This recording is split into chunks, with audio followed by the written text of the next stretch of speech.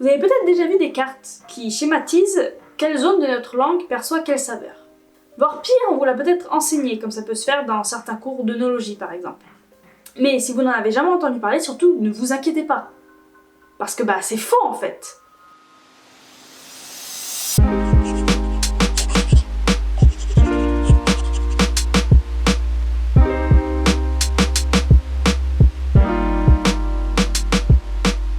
Mais alors d'où vient ce mythe? Pourquoi autant de personnes pensent ça?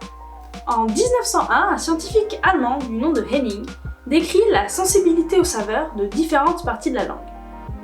Il dit bien que toute la langue perçoit toutes les saveurs, mais qu'il y a des différences notables en fonction des zones.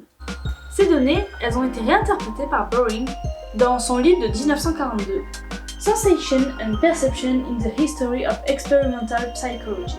Les données qu'il présente ne sont pas très claires et poussent à croire qu'il y a de grandes différences de perception entre les différentes parties de la langue. Et petit à petit, on va s'orienter vers une schématisation et une dérive de ces données, pour aboutir à une carte de la langue qui est maintenant plutôt une croyance commune.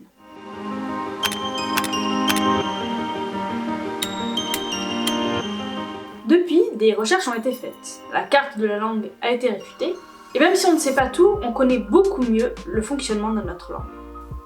Notre langue sert à percevoir les saveurs.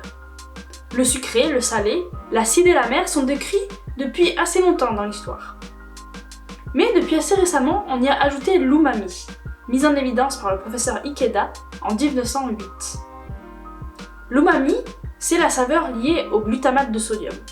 La saveur umami est très présente dans les fromages affinés, la viande, le concentré de tomate ou encore la sauce soja. Et elle est très utilisée dans l'industrie agroalimentaire car elle permet de faire durer les goûts et de les rendre plus complexes. Les cellules qui permettent de capter ces 5 saveurs sont situées sur notre langue, bien sûr, mais aussi partout dans notre bouche jusqu'à l'œsophage, en moindre quantité. Ces cellules sont regroupées en bourgeons gustatifs qui, sur la langue, sont au niveau des papilles. Chaque récepteur ne va pouvoir percevoir qu'une seule saveur. Mais tous les récepteurs sont présents sur toute la langue en des proportions variables. Quand un récepteur va capter la molécule responsable d'une saveur, comme l'acide citrique ou l'acide acétique pour la saveur acide, elles vont envoyer un message à notre cerveau. Ici, le message ce sera acide.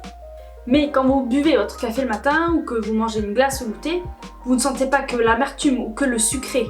Et heureusement! On estime que c'est environ 20% du goût qui est capté par notre langue. Et tout le reste, c'est notre odorat.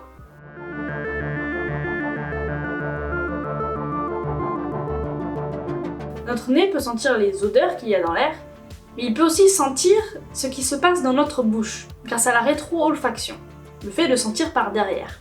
C'est comme ça qu'on peut sentir les arômes de nos aliments. Tout commence en mâchant, ce qui va libérer les molécules volatiles odorantes. On les appelle volatiles car elles s'évaporent facilement, et elles vont donc arriver à l'arrière de notre nez, et elles vont être captées par nos neurones. Chaque neurone ne possède qu'un type de récepteur. Nous en avons quand même pas moins de 400 types de récepteurs différents. Quand le récepteur capte la molécule, il va envoyer un message à notre cerveau. C'est l'assemblage de plusieurs molécules, et donc de plusieurs récepteurs et de plusieurs neurones, qui va nous permettre de sentir une odeur. Ce qui va nous permettre également de sentir bien plus que 400 odeurs différentes. C'est un codage en fait. Si les récepteurs carré, rond et triangle sont activés, c'est un arôme de menthe. Alors que si c'est les récepteurs carré, rond et croix, ce serait plus un arôme de citron par exemple. On estime que l'être humain est capable de sentir plusieurs millions d'odeurs. Mais attention, ça ne veut pas dire qu'on est capable de les identifier. On peut les sentir, mais ça ne veut pas dire déjà qu'on s'en rend compte, ou même qu'on est capable de savoir à quoi elles correspondent. Mais il faut savoir qu'on a plutôt un bon odorat. Une équipe de chercheurs de Berkeley a fait une étude en 2006 en demandant aux participants de suivre, grâce à leur odorat, une trace de chocolat au sol.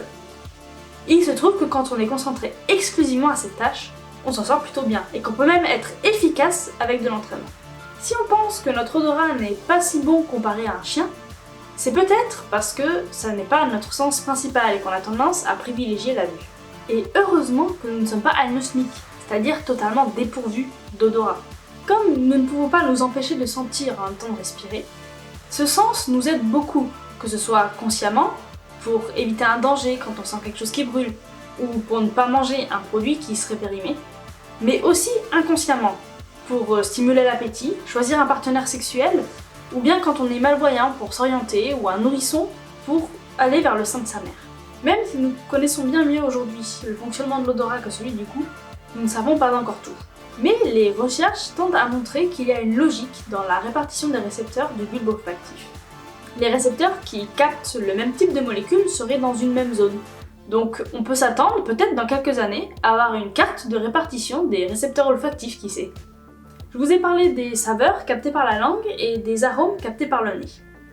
Mais il existe un troisième mot pour parler de l'ensemble des sensations provoquées lors d'une dégustation. C'est le terme de flaveur.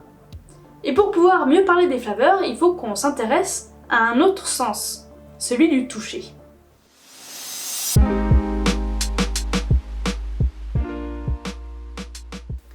Dans la bouche, nous avons un nerf qui passe, qui est le nerf trijumeau. On l'appelle trijumeau parce qu'il passe donc par la bouche, mais aussi par le nez et par les yeux. Et c'est grâce à lui qu'on va pouvoir avoir certaines sensations comme celle de fraîcheur face au menthol, ou de chaleur au contraire face à certaines épices. On va pouvoir sentir aussi le pétillant de certaines boissons ou l'astringence des tanins. Et c'est parce qu'il est relié au nez et aux yeux que, par exemple, on va avoir le nez qui coule ou les yeux qui pleurent en mangeant de la moutarde. Toutes ces informations, de notre langue, de notre nez, de notre nerf trijumeau, vont être envoyées à notre cerveau et analysées par rapport à notre vécu. Nos souvenirs vont conditionner notre perception des flaveurs. Et c'est pour ça qu'un aliment est reçu de manière très différente en fonction des personnes. C'est pour ça aussi que quand on fait des dégustations d'un niveau professionnel, il faut se mettre d'accord d'abord sur les termes à utiliser et sur les référentiels. Et c'est pour ça aussi que les fantasmes et l'imaginaire qu'il y a autour de notre alimentation est si importante. Mais ça, c'est un autre sujet.